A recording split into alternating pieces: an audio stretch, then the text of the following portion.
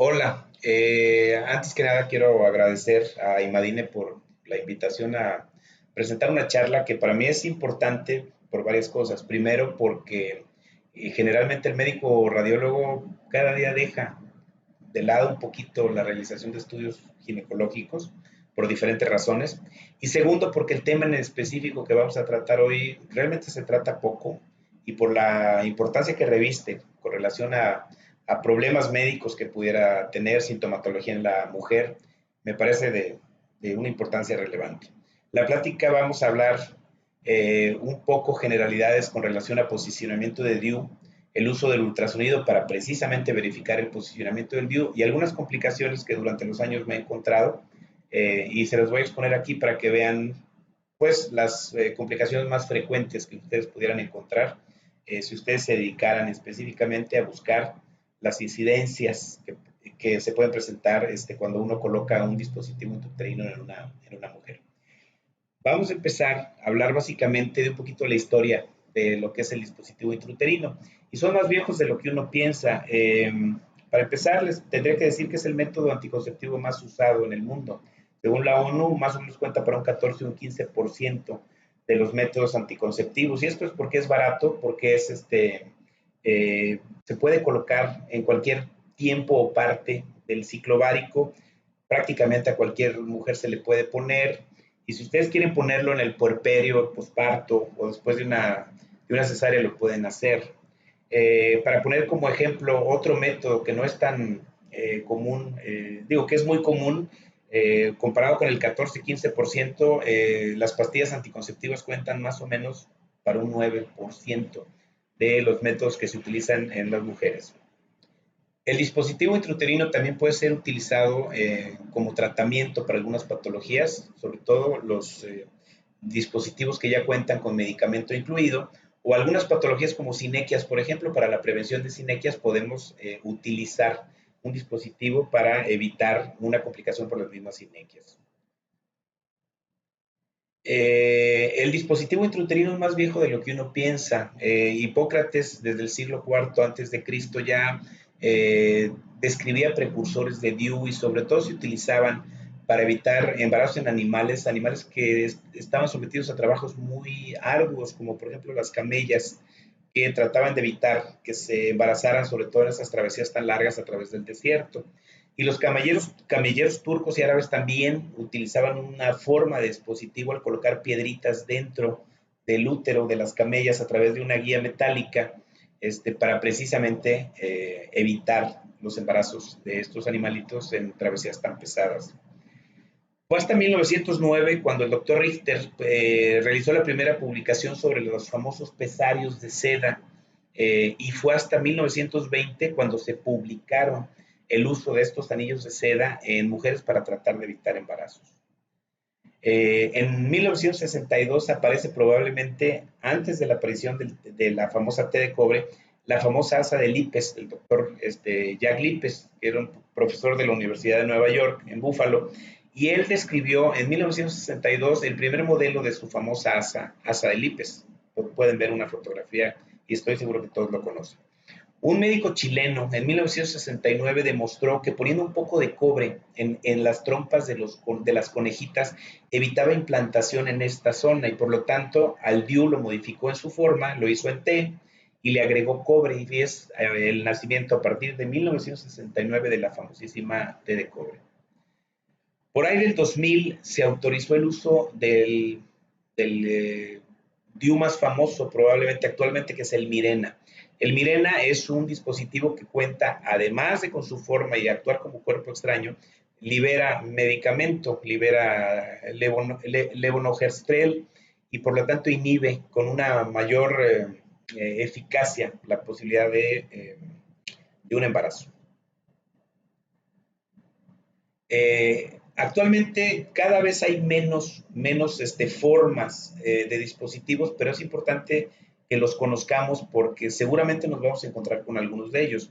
La doctora Beryl Benacer en Boston se ha dedicado mucho tiempo y por muchos años a demostrarnos cuántos formas y tipos de dispositivos existen y cómo los podemos ver a través de un estudio ultrasonográfico. Y aquí tienen tres ejemplos principales, desde el Mirena hasta el Mona Lisa, que ya están prácticamente en desuso, algunos circulares, unos que son solamente lineales, en fin, pero es importante que tengamos en la cabeza cuántos tipos de dispositivos podemos encontrar para precisamente saber identificarlos y sobre todo cuando existe la posibilidad de que esté roto el dispositivo, que no nos vayamos con la mala idea de que es un tipo de dispositivo que no conocemos y tenemos que diagnosticar precisamente que está roto.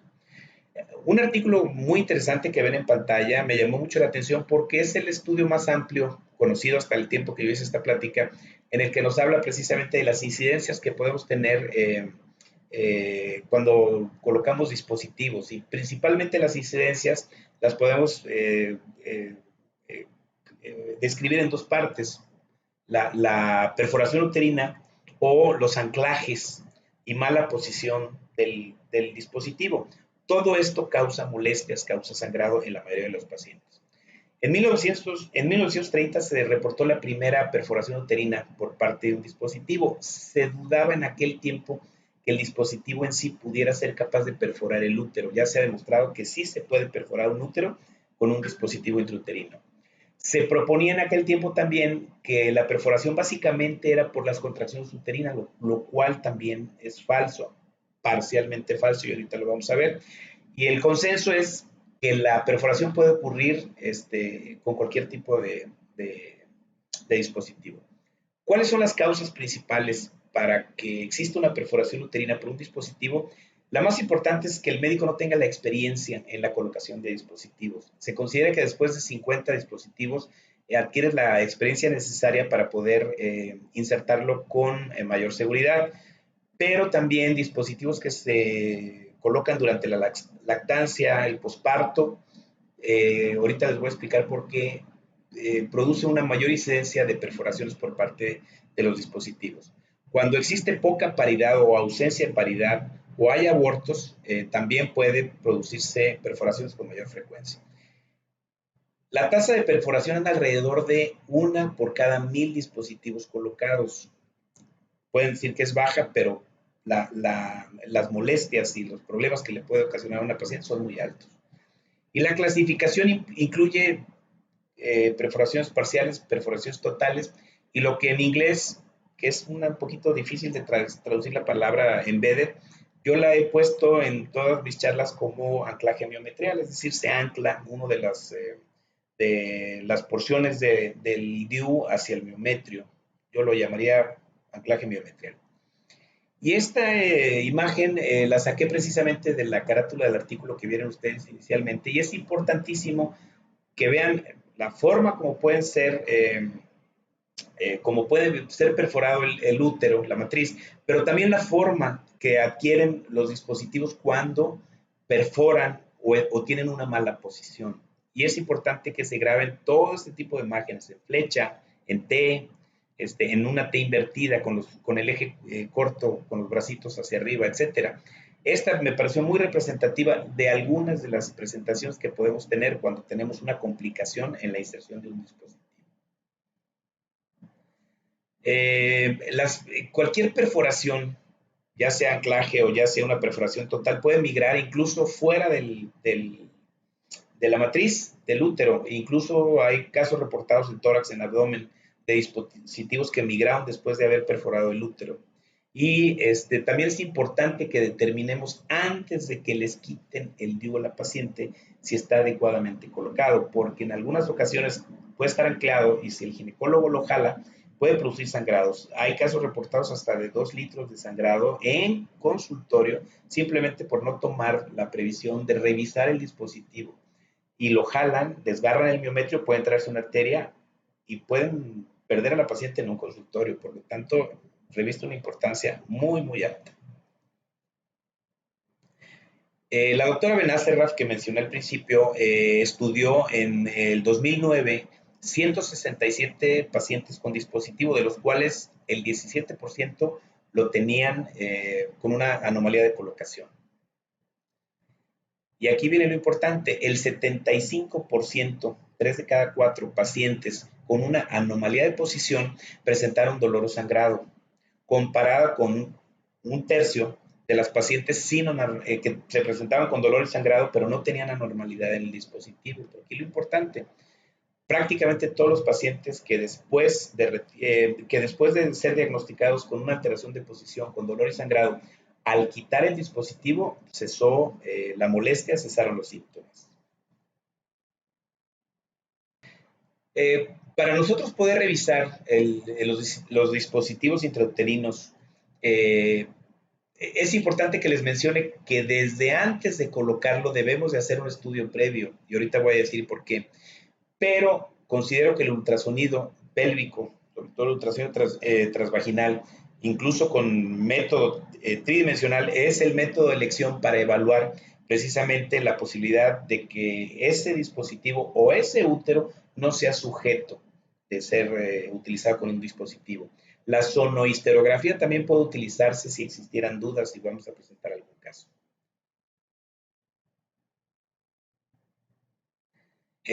Aquí es importante recalcar que todos los dispositivos intrauterinos tienen el mismo tamaño, no hay grandes y pequeños, pero las cavidades endometriales no todas son del mismo tamaño. Las pacientes nulíparas, las pacientes adolescentes tienen cavidades endometriales mucho más pequeñas que una paciente multípara. Por lo tanto, siempre debemos de medir antes de poner un dispositivo si realmente va a caber ese dispositivo, porque si la cavidad endometrial es pequeña, ya estamos condicionando la posibilidad de que tengamos una alteración de posición del dispositivo simplemente por tamaño de cavidad. Y aquí pongo ejemplos de cómo debemos de medir el diámetro máximo de la cavidad uterina, tomando en cuenta que el 90 o 90 y tantos % de los dispositivos que nosotros vamos a colocar ya se van a referir a una forma en T. Ya es muy difícil encontrar otro tipo de dispositivos. Por lo tanto, tenemos que tener el diámetro mayor de la porción fúndica del endometrio perfectamente bien medido. Y aquí tenemos algunos ejemplos. Este estudio nos permitió determinar más o menos el diámetro de las cavidades endometriales en pacientes nulíparas y multigestas. Si pongo el ejemplo, desde 15 milímetros hasta 41 milímetros en pacientes que son todas ellas nulíparas. Este mismo artículo nos muestra cómo cavidades pequeñas nos condicionan de entrada una alteración de posición, porque obviamente el dispositivo no va a caber en una cavidad pequeña. También vamos a ver algunos ejemplos. Así es como vemos un dispositivo intrauterino en una histeroscopía, un dispositivo adecuadamente colocado y uno con una alteración de implantación o anclaje hacia el miometrio de uno de los ejes de este dispositivo. Es tomado de la misma revista. Un dispositivo más o menos tarda en ser desechado tarda más en una paciente multípara que en una paciente nulípara. Y esto se debe probablemente a las dimensiones de la cavidad endometrial.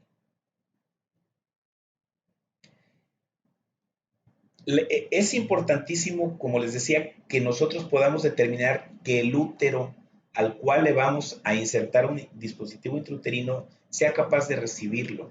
Porque esto debe de incluir tamaño de la cavidad, debe de incluir tumores que puedan estar presentes de manera previa a la colocación del dispositivo, malformaciones müllerianas o hasta agenesias de útero, que incluye dentro de las malformaciones, y por lo tanto es importante que nosotros, antes de que hagamos la posición del dispositivo, veamos cómo está esa cavidad. Y aquí les enseño algunos ejemplos de algunas malformaciones uterinas, que si no es probablemente los úteros arcuatos, prácticamente no nos va a permitir que nosotros coloquemos adecuadamente un dispositivo. Estos úteros, la mayoría no son susceptibles de ser utilizados con un dispositivo. Por lo tanto, si no lo conocemos antes de que nosotros coloquemos el dispositivo o que el ginecólogo lo haga, está predestinado a que tengamos un fracaso. También es importante decir que la tecnología tridimensional nos permite determinar situaciones como las malformaciones müllerianas con una eficacia mucho mayor que si solo utilizamos el sistema en 2D. La presencia de tumores, como en este caso, vemos un útero con lesiones hipoecoicas, no sabemos exactamente de qué estamos hablando, hacemos Doppler y nos damos cuenta que hay una lesión con aporte vascular múltiple, le metemos líquido y nos damos cuenta que hay un mioma tipo 1 en esa cavidad. Por lo tanto, no es susceptible. Voy a pasar directamente a las incidencias de algunos años de estar trabajando con esto para que se den una idea de que efectivamente la posibilidad de que nos encontremos dispositivos con alteraciones de implantación son muy altas. Y vamos a empezar diciendo que el dispositivo debe ser perfectamente visto en un sentido longitudinal y transverso dentro de la cavidad endometrial. Cuando usamos el sistema tridimensional, podemos determinar perfectamente que ese dispositivo abarca los dos ejes perfectamente en la cavidad. Por lo tanto, podemos darnos cuenta que es un útero que es susceptible de ser usado con dispositivo y que el dispositivo está adecuadamente colocado. Otro ejemplo en el cual no es tan fácil determinarlo por la posición en la que se encuentra, sobre todo en la vista transversa, pero con el sistema tridimensional nos damos cuenta que efectivamente está adecuadamente posicionado en esa cavidad. Otro ejemplo donde podemos, a través de técnicas de imagen, aislar la vista del dispositivo para determinar incluso si tiene alguna anormalidad. Recuerdan la imagen que les puse de cómo los bracitos pueden tener diferentes posiciones. También tenemos que evaluar la integridad del dispositivo, si no está roto, por ejemplo. Aquí tenemos otro ejemplo donde vemos perfectamente en ambas posiciones, determinamos el tamaño de la cavidad y la posición y podemos darnos cuenta que es un dispositivo adecuadamente colocado. Aquí ya empezamos a ver cómo algunos dispositivos empiezan a tener una deformación del eje transverso. Está más o menos adecuadamente colocado, pero si se fija no está colocado en la porción más distal del útero. Por lo tanto, adquiere una forma en la cual empieza a doblar sus bracitos. Recordando que el útero tiene motilidad, es decir, se está continuamente contrayendo y esto es dependiente de estrógenos, por lo tanto también puede variar con el ciclo ovárico y algunas veces por eso, por esas contracciones y si tenemos un dispositivo que no está adecuadamente colocado, es por lo cual se presentan cólicos principalmente. Y aquí empezamos a ver otro tipo de úteros que sí tienen una cavidad adecuadamente grande, pero el dispositivo no está colocado adecuadamente. Si ustedes se fijan, el dispositivo llega hasta el tercer tercio, hasta el segundo tercio, perdónenme, pero sobra una gran parte de endometrio. Y cuando ustedes hacen la localización del endometrio, se dan cuenta del dispositivo que tiene una translocación en sentido distal. Y ya empezamos a ver alteraciones en la colocación. O, por ejemplo, dispositivos que nos cuesta un poco de trabajo verlos, pero al momento que hacemos la reconstrucción del dispositivo nos damos cuenta que el eje transversal tiene una alteración de posición y la capacidad de rotar volúmenes y buscar específicamente las dos bracitos de esa porción transversa nos permite diagnosticar que efectivamente una de los ejes transversos está anclado miometrialmente. Y aquí tenemos una imagen perfectamente nítida desde la alteración de la forma del dispositivo con translocación distal y si se dan cuenta está entrampado en el miometrio, aquí lo vemos más claro, y por lo tanto no ha bajado más ese dispositivo. Estos pacientes ya se presentan con sangrado la mayoría de las veces y con dolores intensos. Aquí tenemos otro ejemplo en el cual nos damos cuenta o pareciera en el sentido longitudinal y transverso que está adecuadamente colocado y al momento de hacer la reconstrucción podemos determinar que uno de los ejes transversos está mal, está con anclaje miometrial, pero el eje transverso está totalmente deformado. Eso nos habla de que hay una alteración de posición y de colocación de este dispositivo. Otro ejemplo en el cual podemos ver en ambos sentidos un dispositivo y está deformado el eje transverso. Eso nos hace pensar que esta es o una cavidad pequeña o empieza a tener un anclaje miometrial. Está deformado el eje transverso, lo cual es muy, muy evidente, sobre todo cuando podemos aislar la imagen de solamente el dispositivo. Otro ejemplo en el cual nos podemos dar cuenta, recuerden la imagen que les mostré, con el eje transverso completamente hacia arriba, y aquí viendo la sombra que también puede ser utilizada para determinar la forma del dispositivo, y nos damos cuenta que tiene una translocación distal y está arrastrando el eje transverso a través de las paredes que cada vez se hacen más angosta, entre más distal, más angosta la cavidad. Aquí tenemos otra imagen en donde desde el principio es muy evidente la posición intramiometrial del eje corto, y cuando hacemos el ultrasonido tridimensional lo podemos determinar con mayor certeza y darnos cuenta que también tiene una translocación distal. Acá está la porción longitudinal del dispositivo prácticamente en la región del segmento y del cérvix de la matriz. Por lo tanto, este es un dispositivo que está completamente mal colocado y seguramente le va a ocasionar muchos problemas a la paciente de sangrado, de dolor. Este es otro caso en el cual también es difícil que nosotros podamos determinar si está bien o no, simplemente a través de un ultrasonido en 2 dimensiones. Cuando hacemos el ultrasonido en 3 dimensiones, nos damos cuenta que uno de los ejes cortos está completamente anclado al miometrio. Lo pueden ver en estas 2 imágenes, lo cual no era tan fácil de determinar cuando lo vimos en las imágenes de longitudinal y de transverso. Este otro caso está muy interesante porque a pesar de tener una cavidad endometrial apta para recibir un dispositivo, este dispositivo, si se dan cuenta, el eje transverso está anclado a la pared anterior y posterior del miometrio, es decir, no quedó en sentido transverso, sino quedó apuntando el eje corto a los 2 miometrios, tanto anterior y posterior. Y aquí podemos ver cómo en útero globuloso vemos un endometrio apto, pero un dispositivo completamente anclado en ambas partes de la porción anterior y posterior del miometrio, y por lo tanto, esta es una paciente que va a presentar una gran cantidad de síntomas. Este caso también es muy interesante porque si ustedes ven en un ultrasonido en 2 dimensiones, pudieran pensar que tiene una localización adecuada, pero si se dan cuenta, uno de los brazos del eje corto se está metiendo hacia el cuerno de la matriz. Por lo tanto, también está deformando el eje transverso, y por lo tanto también se puede considerar como una alteración del posicionamiento del dispositivo. Este otro caso, difícil de evaluar porque podemos ver el eje transverso, no podíamos ver tan claro el eje longitudinal, y nos damos cuenta que es una malformación mülleriana con un dispositivo adecuadamente colocado. Y tengo otro ejemplo en el cual la acentuación de la malformación mülleriana es más. Esta paciente se llegó con sintomatología. Si se dan cuenta, aquí están los 2 cuernitos, con un útero, con una cavidad endometrial que no era apta para ser utilizada a través de un dispositivo. La mayoría de las pacientes, y lo digo con cierta pena porque de alguna manera cuando llegan con nosotros siempre nos dicen, es que es normal, los cólicos normales, siento los cólicos normales de una regla.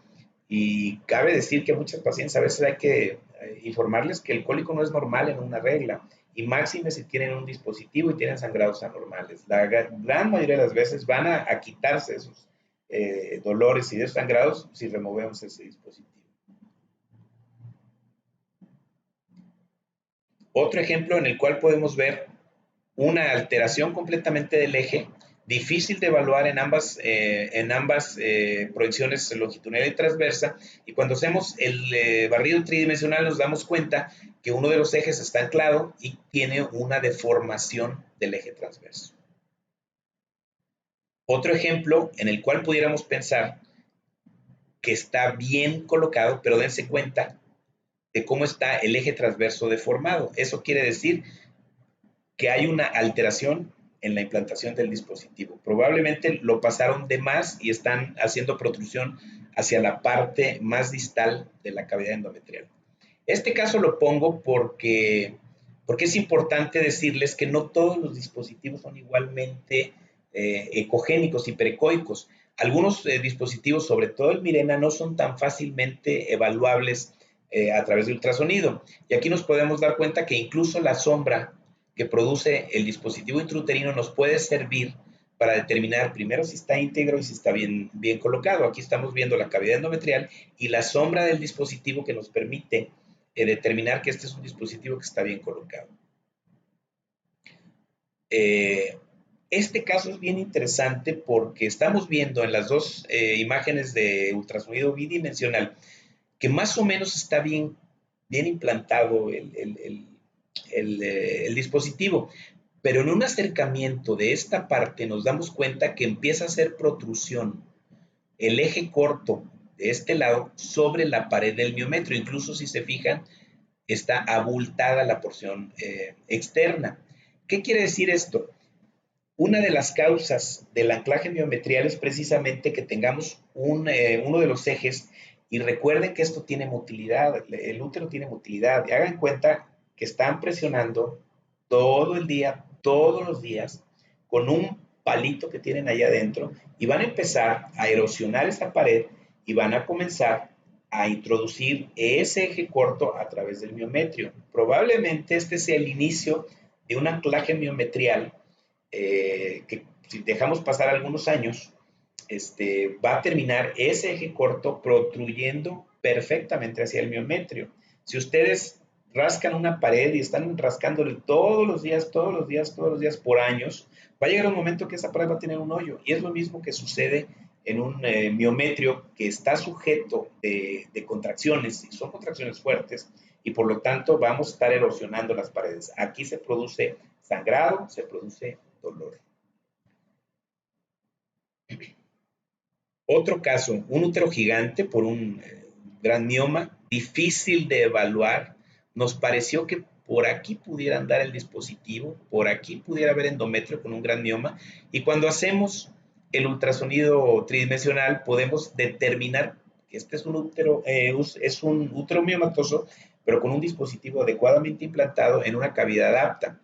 Por lo tanto, dense cuenta que esta es una imagen extendida. Aquí están viendo más o menos las dimensiones de ese útero y se dan cuenta que es un útero gigantesco, difícil de evaluar para ver si está adecuadamente posicionado si no tenemos la técnica en un ultrasonido tridimensional. Este caso me pareció particularmente interesante porque es una paciente, bueno, para empezar, el útero, si se dan cuenta, no es un útero normal, pero es un útero más frecuentemente visto de lo que ustedes creen, sobre todo si están dedicados a hacer esto.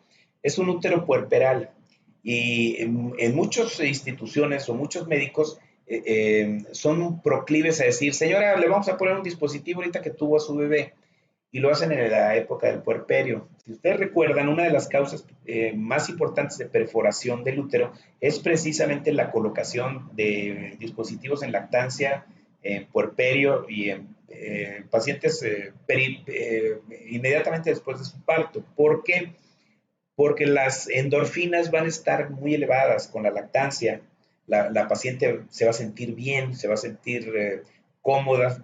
Probablemente también durante el puerperio el umbral al dolor está disminuido y por lo tanto la posibilidad de que nosotros perforemos a una paciente en un útero puérpero es muchísimo más alto. Esto es justamente un útero después de un parto con un dispositivo mal colocado. Este no está perforado, pero si se dan cuenta, el dispositivo quedó en un sitio completamente anómalo, y encontrar un útero así de esta forma, pues es común cuando ves pacientes que están en su puerperio. Otro caso, en el estudio bidimensional, donde podemos ver que la cavidad endometrial está ocupada por una tumoración y el ginecólogo nos dice, oye, es que no encuentro el DIU, quiero ver dónde está el DIU. Este DIU lo intentaron poner en 3 ocasiones, no pudieron, y nunca pudieron porque no le hicieron un ultrasonido antes de ponérselo, y tenía una masa ocupativa, un mioma tipo 1, y el dispositivo lo enterraron y perforaron el miometrio en la porción más distal hacia el segmento. Si se fijan, aquí está el dispositivo, y el endometrio con el mioma perfectamente visto, con un dispositivo en una posición completamente anómala, totalmente distal y perforando el miometrio. Otro caso parecido, en el cual podemos ver un endometrio, me dicen dónde está el dispositivo y nos damos cuenta que está en la región del cérvix, y si se fijan, acá está el dispositivo, los ejes cortos están intramiometrialmente, si se fijan está deformado este dispositivo. Recuerden esa imagen que yo les dije que era importante que se la grabaran, porque simplemente con la pura forma del dispositivo nos damos cuenta que algo no está bien. Y acá estamos viendo el endometrio con un dispositivo totalmente distal perforando el miometrio. Ojo, es importante que nosotros le mencionemos al ginecólogo que está perforando el miometrio, porque si lo jalan pueden tener un accidente serio. Otro ejemplo que tenemos acá de un útero miomatoso, probablemente con adenomiosis, y con un dispositivo de esos que les digo que es lineal, y al ponérselo perforaron a la paciente, está hacia el cervix, pero si se fijan aquí viene la línea endometrial y está totalmente fuera de la línea endometrial, y aquí lo podemos demostrar porque no estamos viendo endometrio. Probablemente tuvieron problemas al meter este dispositivo por los miomas, no pensaron que pudieran tenerlo y perforaron a la paciente. Me pareció particularmente importante mostrárselos porque a simple vista pudieran pensar que es un dispositivo mal puesto. Aquí lo que pasa es que hay una rotación organoaxial del útero y en la vista longitudinal y transversa no teníamos el eje completo, sobre todo el transverso. Cuando hacemos una reconstrucción tridimensional nos podemos dar cuenta que es un dispositivo adecuadamente colocado. Otro caso en el cual nosotros desde el principio, desde la vista longitudinal y transversa, nos podemos dar cuenta que este dispositivo está totalmente deformado y con una translocación distal, pero vemos la línea endometrial y nos damos cuenta que este dispositivo está sobre el miometrio. Aquí le hice una reconstrucción y una descripción al ginecólogo, que a veces les cuesta un poquito de trabajo entenderlo, y nos damos cuenta que aquí está la línea cervical. Ya esta es una reconstrucción tridimensional. Aquí vemos el eje longitudinal del dispositivo y está totalmente fuera de lo que es la cavidad endometrial, deformado el dispositivo y con una localización intramiometrial por una perforación producida por este dispositivo. Otro caso en el que podemos darnos cuenta que la forma de este dispositivo es anómala en forma de flechita con los bracitos hacia abajo. Aquí vemos la sombra que está proyectada sobre la luz del endometrio y nos damos cuenta que este dispositivo también tiene una malformación, está doblado en sentido anteroposterior y nos damos cuenta que es una perforación uterina y con una deformación del dispositivo precisamente por haber perforado ese miometrio. Otro ejemplo en el que quiero mostrarles que a veces es difícil que veamos el dispositivo por el tipo de dispositivo que es. Tenemos un anclaje miometrial del eje corto, pero la posibilidad de que nosotros veamos la sombra nos permite que podamos darnos cuenta de algunas cosas como principalmente si hay integridad en ese dispositivo. Este es otro ejemplo, un Mirena. Si se fijan es la forma del Mirena y esta es la sombra. Esta imagen que ven aquí es la sombra que está reconstruida a través del método de imagen que se utiliza sobre todo en la obstetricia. Lo vemos en longitudinal y transverso. No es tan fácil verlo dentro del endometrio y utilizamos la sombra para nosotros poder determinar si es un dispositivo que nos damos cuenta que está bien colocado, que la cavidad es apta y que el dispositivo está entero. Otro caso de un anclaje miometral difícil de evaluar porque ustedes pudieran pensar que está adecuadamente colocado. Al hacer la reconstrucción tridimensional, nos damos cuenta que está anclado al miometrio. Otro caso en el cual es simplemente a primera vista nos damos cuenta que este dispositivo está deformado. Si lo vemos con detenimiento, nos damos cuenta que la cavidad endometrial está en esta parte y esto tiene una translocación distal. Me parece importante porque precisamente cuando los dejan con una posición anómalamente corta o distal, la deformación del eje transverso es muy evidente porque no le permite extender los bracitos en una cavidad que es mucho más angosta que lo que mide el eje transverso de ese dispositivo.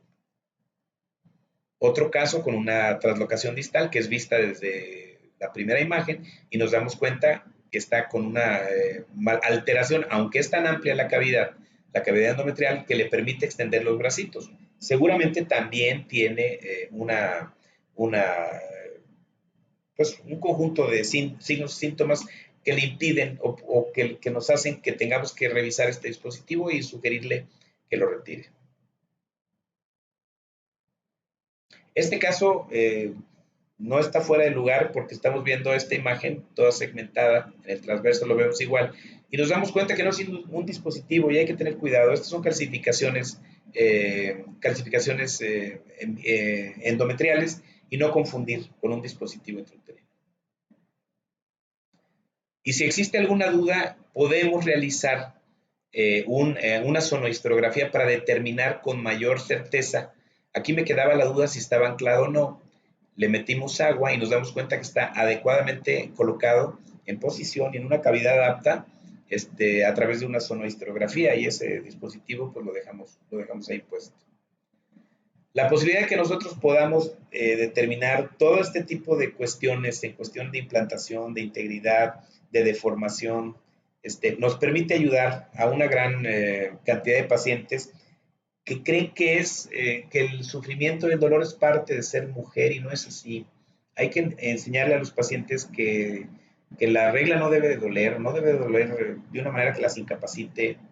Si eso sucede, hay que buscar qué está pasando, y máxime si usan este método anticonceptivo, hay que enseñarle a la mujer que no debe de llevar implícito el sufrimiento al momento que nosotros instalamos este tipo de dispositivos, porque le podemos dar una mayor calidad de vida a la mujer y a la pareja, a veces de la mujer, que nosotros podamos ayudar, aunque sea un poco, a que tengan una vida más placentera.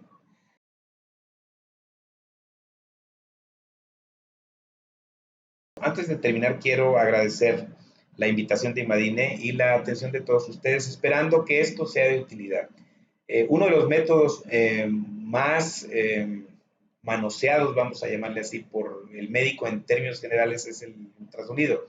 La importancia y la obligación del radiólogo que se dedica estrictamente a eso es aportar mayor información que la que va a obtener ya sea un médico general o un ginecólogo, un ginecobstetra, con relación a un paciente. Por lo tanto, sí, bien importante que profundicemos en los temas que nosotros nos estemos enfrentando continuamente y podamos aportar algo más para que precisamente nos sigan enviando los ginecólogos, los obstetras a sus pacientes con la confianza de que les vamos a decir un poquito más de lo que ellos están viendo.